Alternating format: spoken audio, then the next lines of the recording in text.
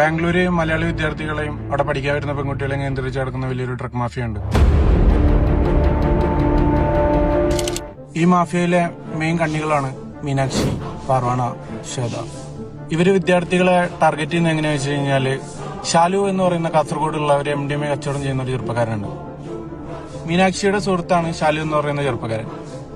Shalu MDMA ഉപയോഗിക്കാൻ വേണ്ടിയിട്ട് ഷാലുവിന്റെ റൂമിലോട്ട് മീനാക്ഷിയെ വിളിക്കും. മീനാക്ഷി വരുമ്പോൾ മീനാക്ഷിയുടെ കൂട്ടുകാരികളെയും കൂടെ കൂട്ടാൻ പറയും. ഈ ഒരു ട്രാപ്പിൽ RR കോളേജ്, ആചാര്യ കോളേജ്, സപ്തഗിരി കോളേജ്, AGB ലെവലിലുള്ള ഒരുപാട് പെൺകുട്ടികൾ അകപ്പെട്ടിട്ടുണ്ട്.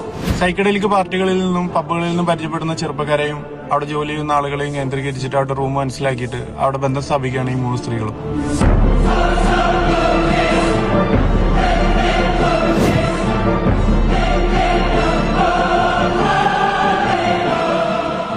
പിന്നീട് ഡ്രഗ്സ് ഉപയോഗിക്കുന്ന കൺസ്യൂമേഴ്സ് ആയിട്ടുള്ള വിദ്യാർത്ഥികളുടെയും അവിടെ ജോലി ചെയ്യുന്നവരുടെ റൂമും കാര്യങ്ങളെല്ലാം മനസ്സിലാക്കിയ ശേഷം അർജുൻ പിള്ള അങ്ങോട്ട് ഇറങ്ങുകയാണ് മീനാക്ഷിയുടെയും പാർവണയുടെയും ശ്വേതയുടെയും നിർദ്ദേശപ്രകാരം.